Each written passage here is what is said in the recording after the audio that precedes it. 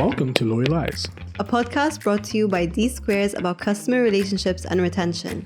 I'm Yasmin. and I'm Bob, and on this podcast we invite world-leading experts to dive into the world of building strong loyalty. Today is a very exciting episode. I'm joined by Chou, the gamification guru, author, keynote speaker, and founding partner of the Octalysis group. Welcome, Yukai. Thank you so much for joining us on the podcast. Thank you for having me here. So you're a heavy gamer. Because of video games, you've sort of turned it into your life's work. So what did you see in games that the rest of us were missing? So what I saw in games was that how powerful it psychologically affects our behavior, even though we know it's not very productive, it's not very useful. So there are a lot of things in life that we should be doing, and if we do, we're happy, but we don't do it. And then games, in essence, is a waste of time in many ways. Of course, you can learn from it, but our brains just somehow get constantly engaged with it, motivated with it. And so I try to derive those mechanics, the principles of games to help drive behavior and increase motivation in all sorts of things in life. So when it comes to loyalty, everyone thinks they know what gamification is, and that's always sort of reverted back to points, badges, and leaderboards, your holy trifecta. And we've all seen it across different loyalty programs. But what do most people fundamentally get wrong about gamification? Yeah, so I think there's a few things. One is a lot of people think gamification is making people play games. So that's not accurate. Gamification is making things more enjoyable like a game, but you're doing the task, not playing a game. The second of all is kind of like you said, they rely on extrinsic motivation, rewards or milestones or certificates. And so that's like telling people, hey, do this boring thing 1,000 times and you'll get this reward, right? And if you think it from a game design standpoint, if someone says, I want to create a really boring game, and if people play this boring game 1,000 times, they'll get rewarded. Most people immediately know, though, that's not a good way to treat that. So what is important is you actually make the activity more engaging, and you do it by adding what we call the right brain core drives. Talk about right brain, left brain, not geographical left versus right, but symbolically emotional versus logical. And so the right brain core drives, and especially in what we call the Octalysis Framework with the 8 core drives, is that you give people more meaningful choices and strategy. You give people a chance to socialize, collaborate, compete, or have group quests, and you give people delightful surprises. So when we make those things more engaging, then people want to do it more, regardless if there's a reward.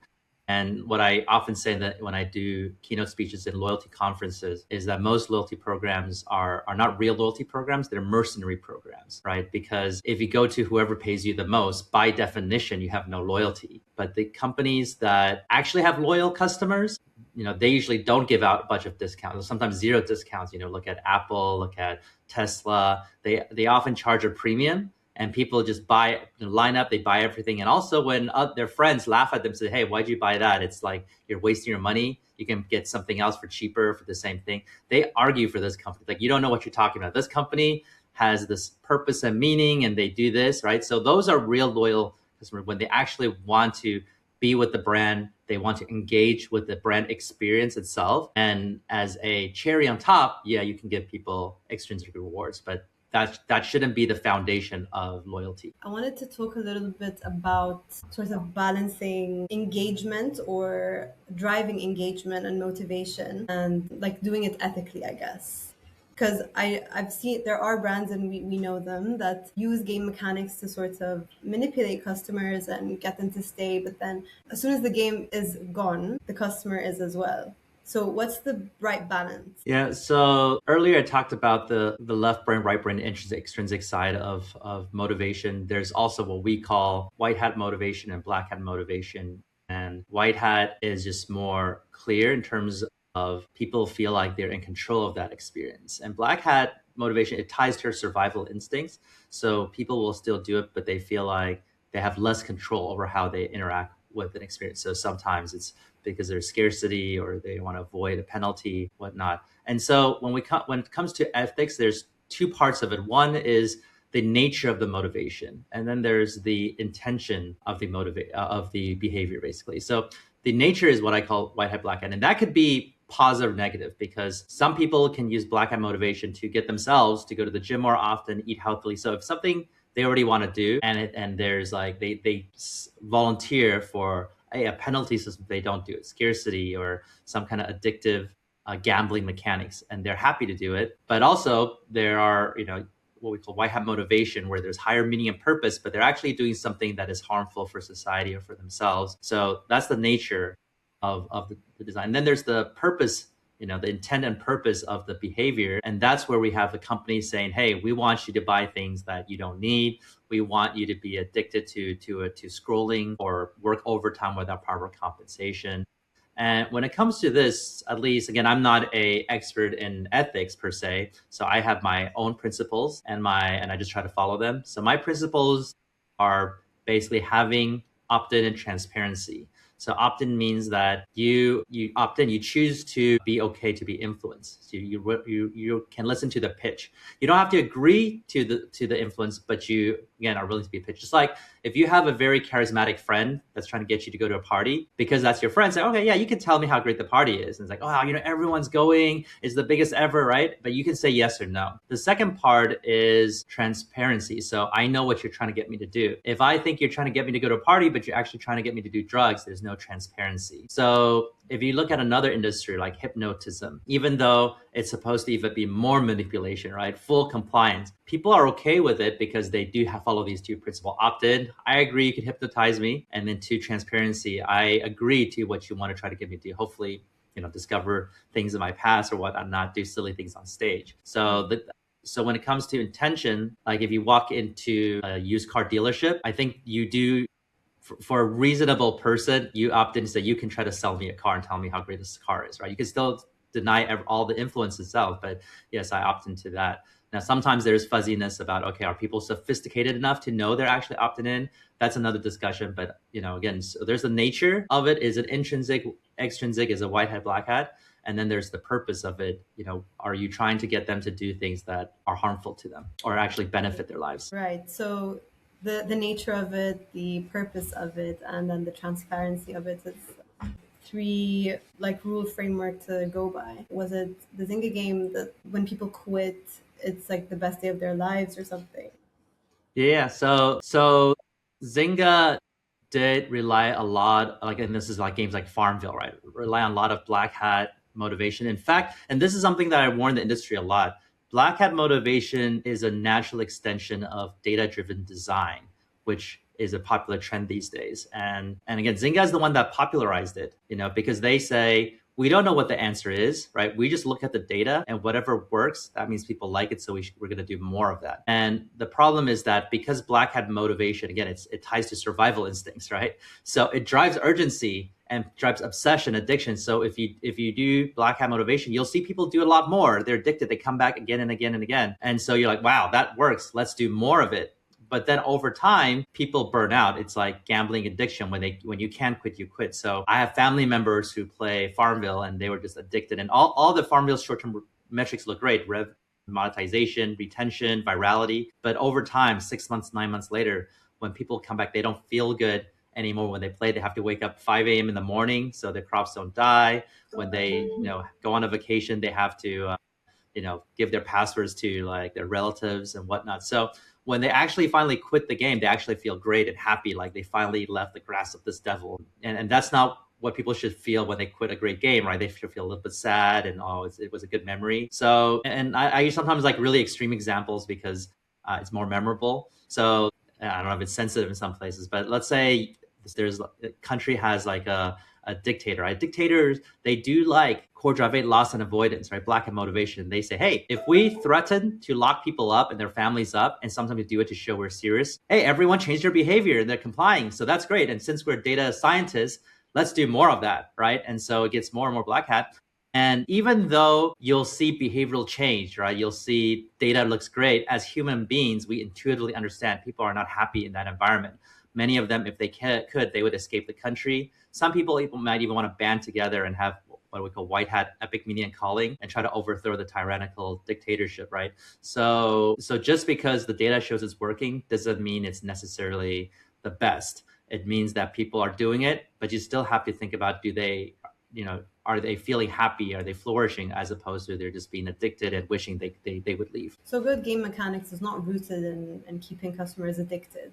But then how do you keep them coming back? Getting people to engage long term, whether it's for a game, for an education program, for a loyalty program, we usually want to have more white hat and right brain intrinsic. So it means that having a sense of purpose and meaning, you'll see that most brands that have strong loyal customers, they talk about their values in this world. And Steve Jobs, literally, he had a speech that says, marketing is just about communicating our values. You know, their most successful commercials, 1984 and Think Different. And without going into the details, none of them talk about product, right? They don't talk about, they have, more storage space, color screen, RAM. They just say, we believe in this big vision.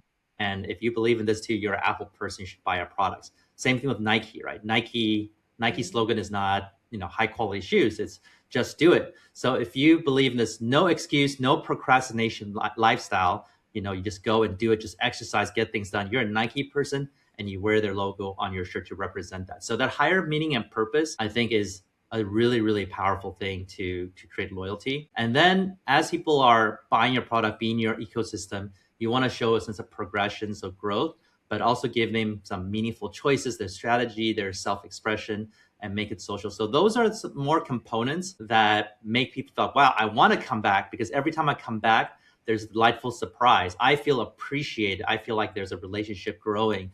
And I've been strategizing how to basically play this game or thrive in this ecosystem better. And when people, sometimes people pull out a spreadsheet to optimize all those things, they're actually playing, and that's when it's really, really sticky. Okay. Actually, that's interesting. Well, Nike is obviously a really good example. Literally grew from 70 million to 700 million without a single points mechanic. And I think that's due to a lot of their white hat that you were mentioning, the drives, that like their epic meaning, being associated with being this like athlete, this like cool person. I'm a Nike person. Yeah, and they do focus a lot on community, and also, they do a lot of drops, right? So that's what we say, delightful surprise. When you come in and says, hey, here's a new drop, here's a new special thing that you could get, and it's limited, and people are excited, they jump on that. So it's not accumulating points, but it's having a more engaging experience attached to a higher meaning and purpose. Mm-hmm.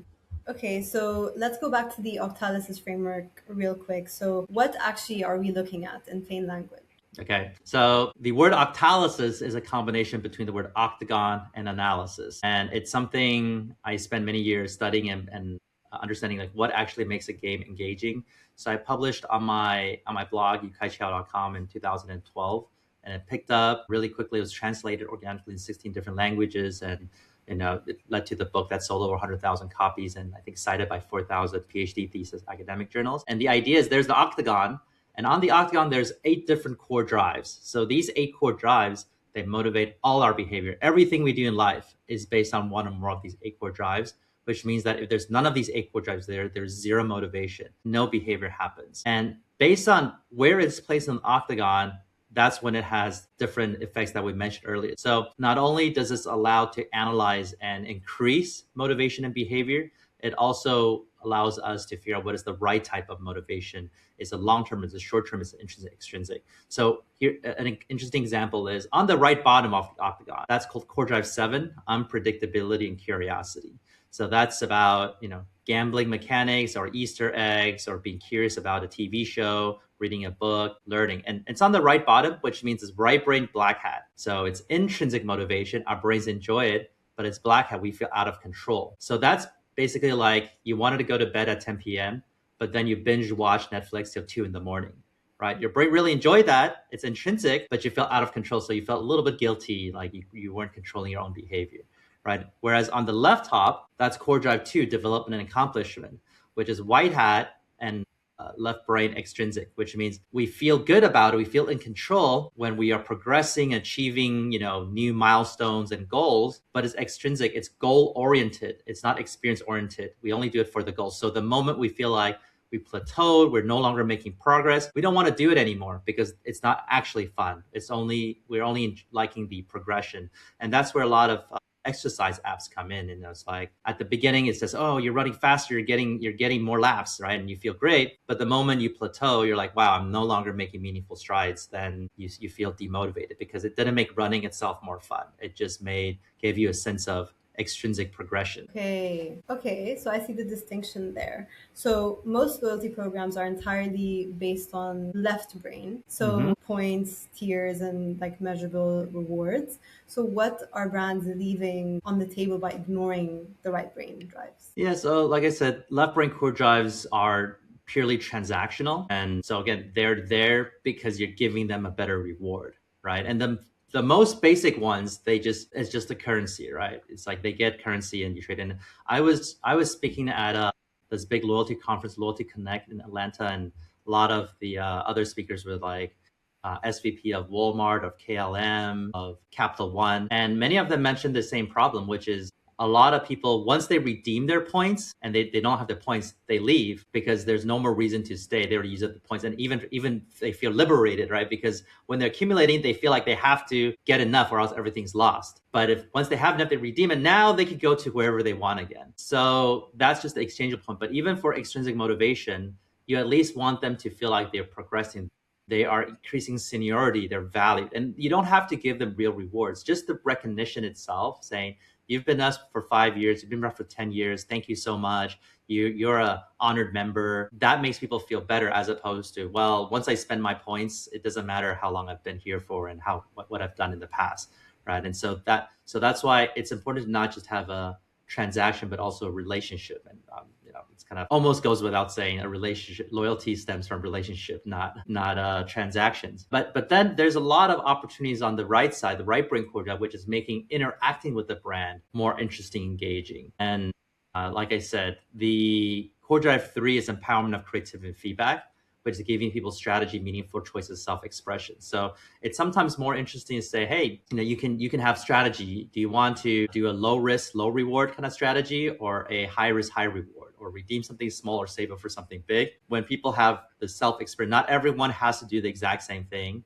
That's when they feel like this is interesting. We have we as the Octalysis group, we have a big case study with Porsche in terms of, their loyalty program that we designed. And the Porsche drivers, as they use the app and have some engagement gameplay, the real rewards they really cared about was making their in-app, we call it a carvatar, like a car avatar, look cooler, more interesting. So other Porsche drivers are like, wow, how did you get those avatar wheels or whatnot? So they really like that self-expression type of way. In terms of social influence, right? A lot of people feel like, if I go to a restaurant 10 times and I get a free beer, well, depending on their financial situation, it's not going to be that meaningful, but potentially it's more meaningful to look good in front of their friends, right? So instead you say, hey, if you come 10 times, then you can buy 3 friends free beer, right? For free, So now you invite your friends over and you're like, hey, I'm a VIP here, so beer's on me today, right? Even though the restaurant's giving out 3 free beer, not 1 free beer,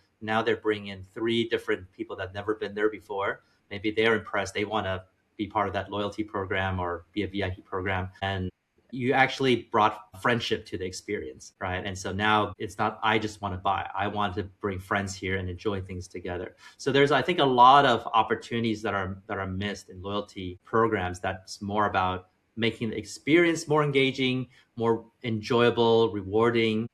But right now, it's all the fundamental transactions. Right, and you mentioned social features. So I guess I want to know, what's the most creative use of social mechanics in a consumer context that surprised you? So social, depending on what kind of social it is, complicated because there's that privacy rules, and there are some about how much money I spend, all that stuff.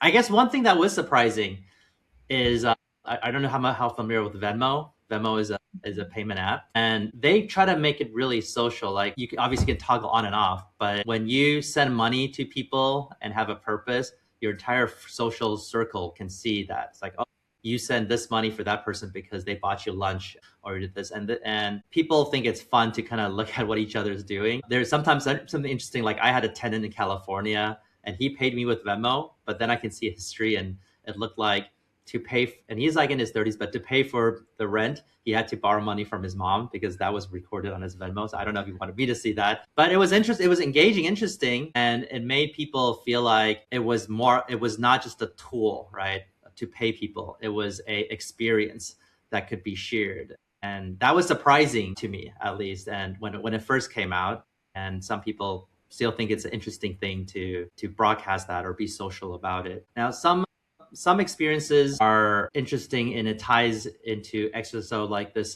bank in NBD. So they have a thing where they wanted to improve people's wealth and health. So when you first sign up to their checking account, but then you tie a exercise tracker to you, right? And based on how many steps you're taking every day, your interest rate could go up. So if you're taking no steps at all, you have 0 interest rate. And if you take, 10,000 steps a day, then you get 3% interest rate. So it says we want to protect your wealth and your health. So it feels like when you're exercising, you're actually increasing your score. And there's a more element of gameplay in it, and it makes you feel like the bank cares about your health also. And some people immediately think, oh, but what if people cheat, right? Put on a bicycle machine and all that stuff. And first of all, if it's too extreme, it's easy to track. It's like, wow, they can't be doing like 100,000 steps in like an hour, right? But the other thing is a good game designer, you assume people will try to cheat, but it still benefits your system. So let's say someone did all this cheating and they made sure they got more than 10,000 steps, so 3% interest rate every day. If they only had $100 in the bank, it doesn't make any sense, right? Once they already drove it to the highest interest rate, they want to put in their $1 million into the bank, right? To make this booster make sense and be useful. And of course, MBD calculated, even at 3%, they're still making profit from that money. So I'm sure they would love to have that $1 million in. So you want to design it in a more sophisticated way that even when people are trying to cheat the system, they're feeling clever, they feel like they're exploiting it, but the company is still winning and happy about their users feeling clever about themselves. So there's a variety of interesting examples that could be surprising, could be fun, and people talk about it. Right. And like sorts of the 2 case studies you mentioned combine 2 different things that you wouldn't necessarily put together. Like with the Venmo example, like having your money transactions like on public, like in public and everyone can see, is quite counterintuitive. But actually, like you said, it creates lots of memories and I guess talking points for people. There's a lot of creative solutions if you use these 8 core drives, like unpredictability and social. So for instance, you could do something where whenever a customer does a transaction, whatever it is, buy online or checks in or sends money, whatever it is, right? And there could be a mechanic that says, hey, if someone in your same area did that same thing within the past minute, then you get a small bonus, right? And so now there's 2 ways to play this now. There's the, hey, check my luck, right? Easter egg. Like maybe if I buy right now, then I'll be lucky, right? Maybe now I'll be lucky. But 2, there's a more proactive way, strategy, right? Core drive 3, empowerment of creativity and feedback, which is, okay, I think Wednesdays at 3 p.m. more people are buying, so I should buy now, right? Or even better, you tell all your friends together, all right, let's all buy together so we all get the benefits, right? And again, they think they're gaming the system now, but isn't it amazing for any brand that their customers are grabbing their friends and let's all buy at the same moment? Right. And this becomes more fun. I didn't even talk about how good the reward is, right? This is just gameplay. And I'd love to see more of his quests and like quest challenges. I think that's something that I think is really missing. Yeah, I think quests usually are special activities people can do. Sometimes I've seen like, it's something really boring. They just call it a quest, like, oh, go buy another item, right? And that's a quest. Like, well, that's just what I'm usually doing anyway. But there's some things that, again, still require a bit more creativity, more problem solving. Sometimes like, because one of our project is to get eBay sellers to be more professional and do more. So it's like, hey, one quest is try to sell one item on every category on eBay or something like that, right? And people's like, well, I've only been selling furniture, right? So I've never thought about anything, but there's a quest here. So let me look around the house. Do you have electronic products? Do you have this? So it adds diversity to the experience. And sometimes that's very interesting. Yeah. So does it differ with different industries? What core drives they should tap into? Most of the time, it's not the industry. It's the phase. It's the culture, the audience. If what country, what demographic, that makes a difference. But also what is the desired behavior. Usually when you do branding, it's good to have a lot of white hat epic meaning and calling. You want a brand that inspires people. There should be some unpredictability and curiosity, right? They're curious, like, oh, this stands out. This is different from all the other ads I've seen. So people want to work with your company, but they don't have urgency, so they don't actually buy anything, right? And so on your sales landing page or your sales pitch or whatnot, that should usually be more black hat. There's a bit more scarcity. Why should people buy right now, not wait for next week? And then when it comes to onboarding, they just bought like the win state moment, the beginning experience. That should be a lot of white hat celebration. You feel smart, you're appreciated. And so depending on what activity, or hey, if you're motivating your employees, do you want them to be really, really competitive, but maybe 10% is getting 90% of the results, but many of them burning out? Or do you want everyone to feel happy and creative for like 5 years in the workplace? So depending on your goal, you would have different core drives that you would implement. You've seen hundreds of loyalty programs. What's the single most common design mistake? I think it's the theme that I keep bringing up, and I bring up because it's the most common, which is, again, just giving people transaction. And okay, so even worse, not only is it transactional, but the economy is sometimes like the rewards economy is insulting. So there are some brand experiences say, hey, go do this thing and you'll get points, and you can get discounts or payments. Some people at the beginning think, oh wow, that's great. I already enjoyed doing this thing. I have intrinsic motivation for the activity. So now I get paid for it. So they'll start doing it. But after a while, they realize that, wow, the reward economy is really bad. I've been doing this for a whole month and I get like, 40 cents. Then each of my action was worth less than 1 cent. And I feel really insulted. I feel very upset. And there's a lot of psychological studies that show that if the extrinsic reward is very low, it actually offends and insults people. It's just like if I decide to help my friend move their furniture for a whole afternoon and I did it intrinsically, core drive 5 social influence, I want to help a friend. But if my friend says, wow, thanks so much, I really appreciate it, here's $1 for your effort. Most people, they're not going to be like, yay, I get to help my friend and I get a $1 on top of that, right? Even better, most people will feel pretty upset and offended. It's like, whoa, my whole effort this afternoon was only worth $1 for you.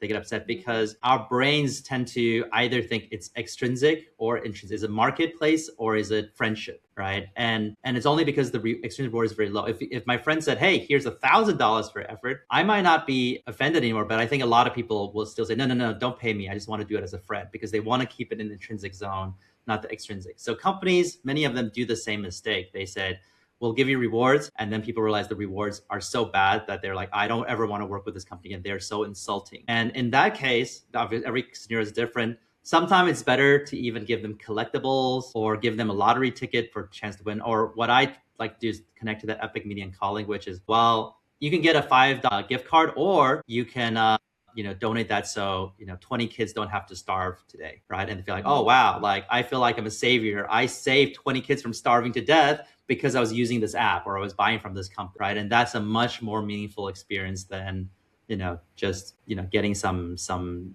back payments. Right. So like attaching it to an identity that's meaningful to the customer. So if a brand came up to you tomorrow and said, okay, our loyalty program isn't working, what would be the first question that you'd ask them?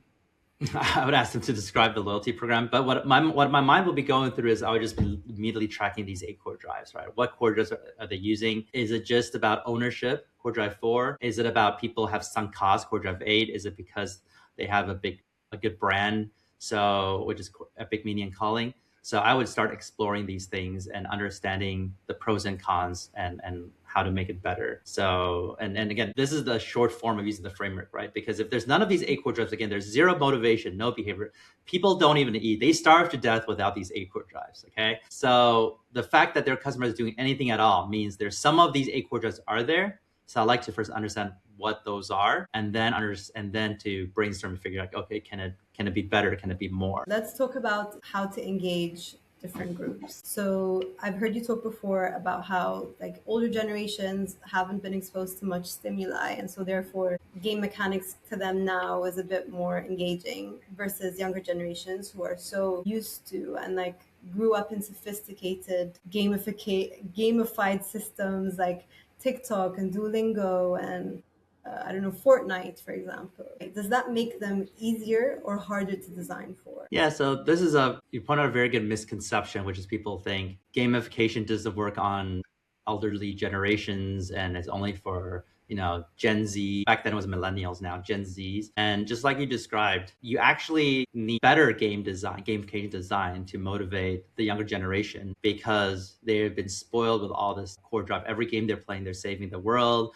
They're getting trophies left and right and badges and all that stuff. So if they go into a gamified system, they'll say, hey, this is kind of interesting, but it's nothing compared to the games I play. But for the elderly generation, like we've done project with like Walgreens, and our goal is to motivate retirees over 65 years old to, go to their locals, Walgreens, physical stores, do health checkups and things like that. And when they actually, because they grew up through hardship, like perseverance, right? And so when they're actually in an environment where they now sense a higher purpose and meaning, they have a sense of progression and they have more autonomy, they feel appreciated, they just want to be in that environment more. Like, yeah, I want this. Unless it looks so gameful and they're like, I have a stigma against games. This is for kids. I don't want to touch this, right? But if they don't know, it's called gamification, which is more about implicit gamification design. It's more invisible, like a doorknob, but motivates you through those 8 core drives. Then it's actually easier to engage with senior citizens. And at least through our research, we see there's a strong core drives in core drive 2, 4, and 5. So they want to feel competent. Most of the time,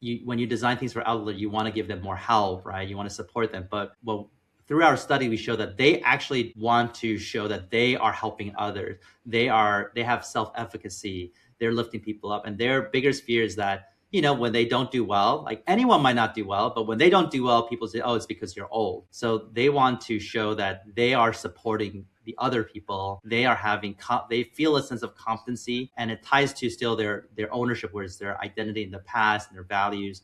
So you never want to say, hey, what you believe is the old style, you want to evolve to a new style. You have to use a communication style like saying, hey, you've always believed in better interpersonal relations in the family, and here's a tool that helps you extend that belief, like or make that belief more powerful, which is it connects you with your family members. You can see what they're doing just on the phone all the time, right? And so, again, ownership, accomplishment, and social influence, those are core drives that are, as a rule of thumb, not always quite strong when designing for elderly generation. Okay, and what about the younger generation? So where's the gap between how brands are designing for them and what actually works with them? Yeah, for the younger generation, the issue is that even any moment, there's a lot of stimuli, right? And a lot of it is black hat. So in general, you kind of have to compete with that black hat trigger. So you need to have more unpredictability, something that's more shocking, and that's why the clickbaits are and then TikToks and all that. But at the same time, that scarcity and epic meaning calling is what they feel they lack. So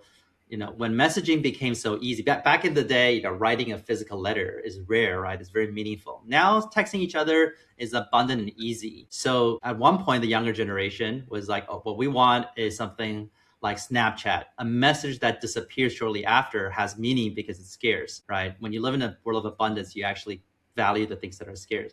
And then nowadays, there are kids who grew up, seeing a lot of these AI piece of work. And we've seen a lot of kids, they say they have a big negative reaction when they see this is AI, because, they feel like what's authentic is very, very important. And even now there's a term like, here's a real one. That person has good character, good personality. Like real is so important to them. There's been apps about, okay, what are you doing right now? Right? You can't add filters. You can't do like dress up. You just like everyone at this moment. I think it's called Be Real, right? You have to take a photo right now. So they value that, still that unpredictability, but the scarcity, like things that go away, things that are right now, and that purpose and meaning, because so many things now feel meaningless and they want to find that. It's not easy for a brand to create enough believability for something to resonate, but when they do, it becomes very, very powerful. Okay. Like you said, rooted in identity. So, and there's a shift happening right now where younger consumers don't want to be rewarded for their loyalty. They want the program to sort of be part of their identity. So how do you design for that? Yeah. So first is, again, that same epic meaning and purpose. Like, what does the brand stand for? And so they need to resonate with that. So like something like Liquid Death, right? It's just water, but they have an edgy brand, edgy style. So people feel like, wow, that's me. I'm edgy and different. So I drink this water as opposed to a clear bottle of water, right? But then the second part is create community. And that's core drive 5, social influence relatedness, right? If there's a lot of people who you care about, talk about it, they all resonate with it, then again, you care about that, and that's part of your identity. And then it's that reinforcing language, and this is what if you have a loyalty program company, like a technology platform, if you can help your clients do better storytelling, like not just give the points, but constantly reinforce that language of, hey, you're being a unique person, or you're saving the world, or you stand up to what's right. You constantly, through your technology, is reinforcing that message, because sometimes they only see that message in like a commercial. And then every other moment interacting with the brand, they don't feel any of it. It's never mentioned again because maybe the commercial's made by a creative agency and then the product team, they don't even know what's going on, right? So a loyalty program can continue to reinforce every step, every time they purchase, every time they come back, they are, planting a new tree or helping the world a bit more or showing how they're unique. So that storytelling can be reinforced with a good loyalty program on top of the points. And then that status growth, right? At the beginning, you're a newbie, but over time, maybe you have a different title, maybe you have a frame, you have a different color, just like a black belt, white belt, they're different in a community. So people feel like, yes, I am a black belt in this program, right? And people take pride in that, and that's identity. So if they stop buying from the company, it means they lose their identity, right? And they don't, most of them, they don't want to do that. And they go to somewhere that new program doesn't even have a journey to begin with. So I think those are ways to reinforce. And of course, it's nice if the product or service builds a whole ecosystem. I have been buying from Apple a lot. And at one point I'm thinking, the new iPhones, I don't think they're adding a lot more features. It's kind of the same thing, better camera, but I never really thought the camera was bad, like even 7 years ago. Right. And I'm thinking, am I just blindly buying iPhones? Should I start looking at Androids and whatnot? Right. I basically buy an iPhone because it started being slower. So I'm basically buying the feeling I had 2 years ago, when I first bought this iPhone. So I'm not buying anything new. I'm buying something old, a feeling that is old. But then I thought about, but if I don't use my iPhone, then it doesn't, there's this nice integration with my MacBook and my EarPods and my Apple Watch. And I'm like, okay, well, I guess I'm still in the Apple universe, right? So that ecosystem play also builds loyalty. But hopefully it's not because people don't like it and they want to leave, they can't leave. But it's that, wow, when I'm in it, everything, my whole life is streamlined and I have a better experience and this is who I am. I think that ecosystem piece is so important. And I think that that's a real shift that we're seeing now in loyalty. Loyalty should be more embedded in this universe, like you were saying. So I want to ask you some rapid fire questions. I'm going to start with an impossible one. If you could pick 2 of the core drives from the Octalysis framework and ditch the rest, what would you pick? You did say it's impossible. I would say Core Drive 3, empowerment of creativity and feedback. This is on the right top, white hat intrinsic, which means if you can pull it off, it's evergreen. People will always be engaged. So all the timeless games for 100 years, chess, poker, golf, it has this core drive. Now, the problem is very hard to design, very hard to implement because you're giving people choices and strategies. So it's hard to control. So difficulty is the weakness there. And then the other one is Core Drive 7, unpredictability and curiosity. So that is on the right bottom. It's black hat intrinsic. And so the nature of it is it drives attention because it's black hat and there's urgency. So because you have a lot of other core drives that at the beginning you just can't get them to pay attention. But out of all the black hat, the other one's being loss and avoidance. So people are afraid of punishment. And the other one is scarcity. So they're like chasing after a carrot. They're not allowed to have something. Core Drive 7, unpredictability, curiosity still brings joy to the experience. So usually you grab their attention and you bring them joy, which is usually a better way to go to. I would use unpredictability to attract them to experience. It's like being addicted to a soap opera or TikTok. I bring them in, but then I transition them to Core Drive 3, empowerment of creative feedback. Now they're no longer coming in because of this gambling addiction, but they feel in control, powerful, using their creativity, using strategy and choices to play the game. So that's what I would go with. Okay, nice. And I like that you combine them as well to create this like strategy. So what's the most gamified thing in daily life that people don't realize is gamified? These are pretty tough questions because obviously there's different people. I'd say parenting is very gamified that a lot of people don't realize. The kids, they're always trying to figure out what are the weaknesses of the parents, what they can get away with. They're all testing. And the parents, when, creating, they're actually designing a game. They're creating rules. They're reinforcing the rules.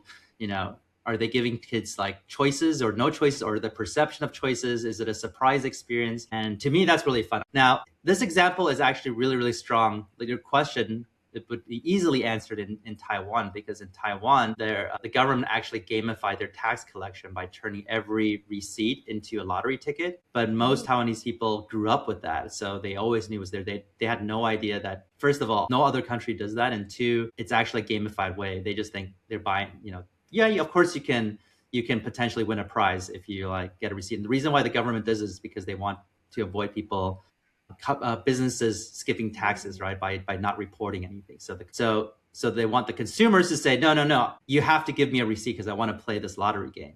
right? And when the Taiwanese government did that, their tax collection increased by 80%, like 78%. The whole country revenue increased by 78%. So I think there's a lot of little things in people's life that's gamified, and as long as people see that lens and they realize it, then it actually becomes a lot of fun. Interesting, the conception of like why we're so attached to game mechanics, even though we didn't know that was a gamified thing. Well, the psychology of why we like games is because games is just a simulation of life and what makes us successful in life. So you see, most games, especially early on, are like fighting games, right? And it's because in primitive times, there's a lot of fighting for survival, right? And you don't want your first fight to be life or death. So in the brain, little kids feel like, wow, I like to play fighting, it's fun. So they get a lot of practice. And then there are other games that are social games that are very popular.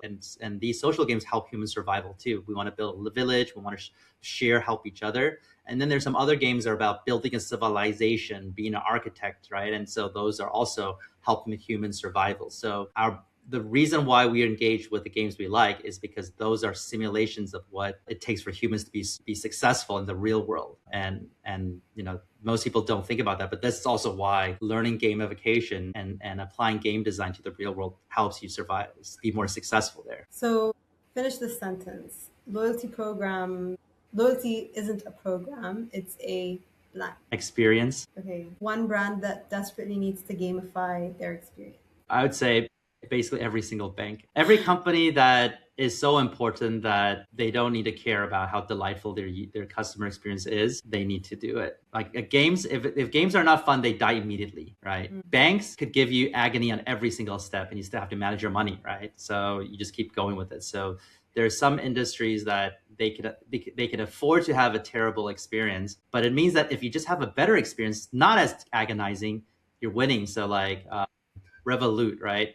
I remember I was talking to someone from Turkey on the phone, the first time ever. What is that bank that has less agony? And he's like, oh, Revolut. He's like, yeah, Revolut. So he literally has all the banks in the world that we can bring up because we're not even saying which country. But the moment I said that bank that has less agony, we all know there's only one bank that has that reputation, right? So it's like literally there's so much opportunity for, this space, the healthcare industry, education. There's so many companies that, again, rely on function-focused design, but they don't create human-focused design. They don't make it delightful. And so if you're in that industry, it's just so easy to just be a little bit more delightful, a little bit less painful, and then suddenly you're above everyone else. Yeah. Okay. So actually, personal question. What games are you playing right now? Right now, since I'm on a weight loss regimen, I'm playing a lot of VR games. So I actually lost, I think, 7 kilograms in the last 2 months. I ate better, but I also, when I get addicted to games, I'm like, okay, well, why not play like an active like swinging a sword game for 3 hours? I actually had done 3 hours of exercise. Wow, that's really impressive. And that's a great example of what you were talking about earlier, how you can gamify life to make it more fun and like more successful.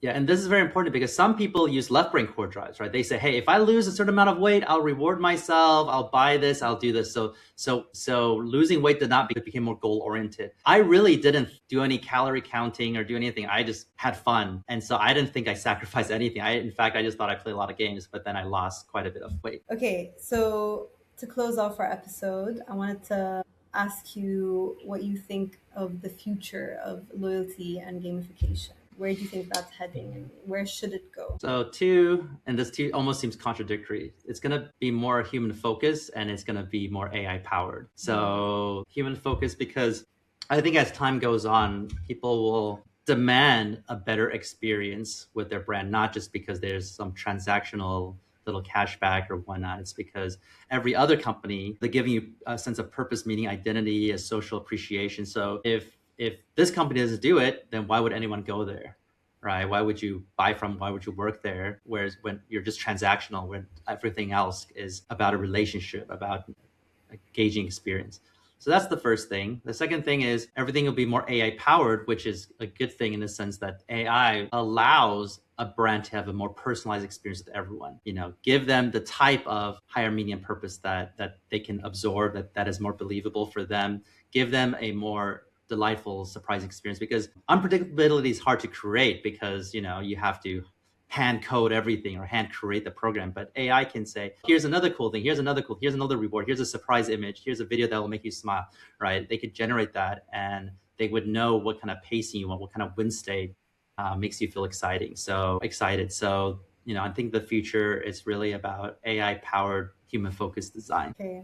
Well, thank you so much, Yukai, for all your insights. This has been a really fun chat, and hopefully talk soon. Yeah, thanks a lot.